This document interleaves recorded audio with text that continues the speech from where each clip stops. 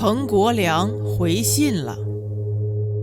王莲芳虽然在家里布了，但是并没有迷失了斗争的大方向。在这个问题上，施桂芳倒是个明白人，其他的女人有时候反而不明白了，她们要么太拿自己当回事，要么太扭捏。王玉贵的老婆就是一个例子，王莲芳一共才睡了玉贵家的2回，玉贵家的扭捏了，还眼泪鼻涕的一把。玉贵家的光着屁股捂着2只早就被人摸过的奶子，说：支书，你都睡过了，你就省省，给我们家玉贵留一点吧。王莲芳笑了，他的理论很怪，这是能省下来的吗？再说了，你那2只奶子有什么捂头？过门前的奶子是金奶子，过了门的奶子是银奶子，喂过奶的奶子是狗奶子。他还想把他的2只狗奶子当作金疙瘩，紧紧地捂在胳膊弯里，很不好。王莲芳虎下了脸来说：随你，反正每年都有新娘嫁过来。这个女人不行。后来连玉贵想睡她，她都不肯，气得玉贵老是揍她，深更半夜的老是在床上被玉贵揍得鬼叫。王莲芳不会再管她了，她还想留一点给玉贵，看起来她什么也没有留。10几年过去了，眼下的王家庄最得王莲芳欢心的还是有庆家的。除了把握村子里阶级方面的问题，王莲芳其余的心思全扑在有庆家的身上。10几年了，王莲芳这一回算是遇上真菩萨了。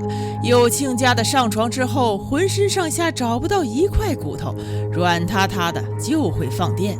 王莲芳这一回绝对遇上真菩萨了。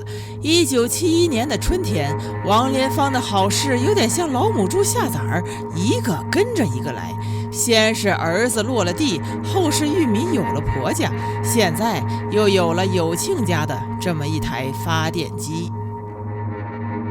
彭国良回信了，信寄到了王家庄小学，经过高素琴千里迢迢转到了玉米的手上。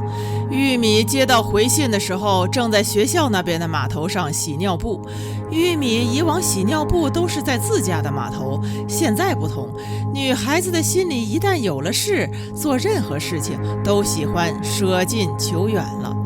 玉米弯着身子搓着那些尿布片，每一片尿布都软软的，很苍白，看上去忧心忡忡。玉米的手上在忙，心里想的其实还是彭国良的回信。他一直在推测彭国良到底会在信上和他说些什么呢？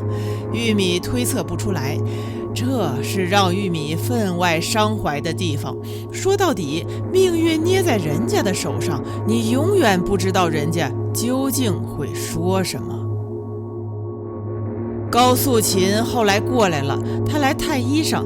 高素琴把木桶支在自己的胯部，顺着码头的石阶一级一级地往下走。她的步子很慢，有股子天知地知的派头。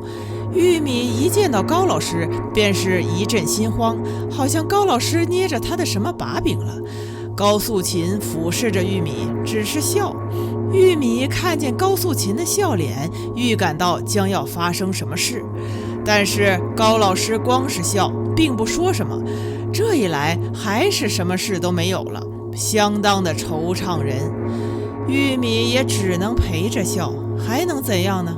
要是说起来，高老师是玉米最为佩服的一个人了。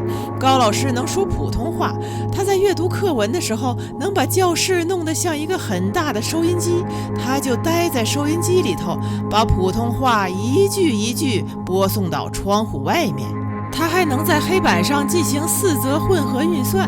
玉米曾亲眼看见高老师把很长的题目写在黑板上，中间夹杂了许多加减乘除的标记，还有圆括号和方括号。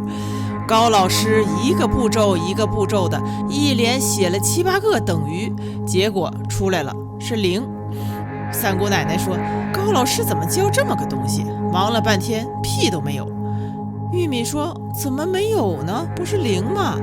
三姑奶奶说，你倒说说0是多少？玉米说，0还是有的，就是这样一个结果。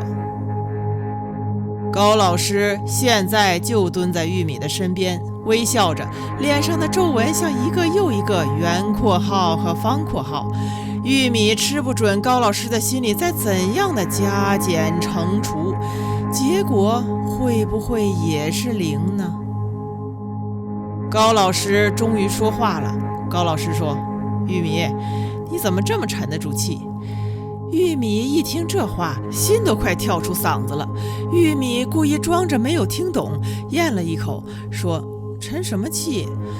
高老师微笑着从水里提起衣裳，直起身子，甩了甩手，把大拇指和食指伸进口袋里，捏住一样东西，慢慢拽出来，是一封信。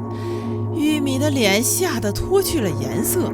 高老师说：“我们家小二子不懂事，都拆开了，我可是一个字都没敢看。”高素琴把信递到玉米的面前，信封的确是拆开了。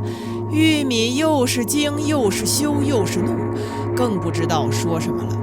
玉米在大腿上一正一反擦了2遍手，接过来10个指头像长上了羽毛，不停地扑棱。这样的惊喜实在是难以自禁的，但是这封宝贵的信到底被人拆开了。玉米在惊喜的同时，又涌上了一阵彻骨的遗憾。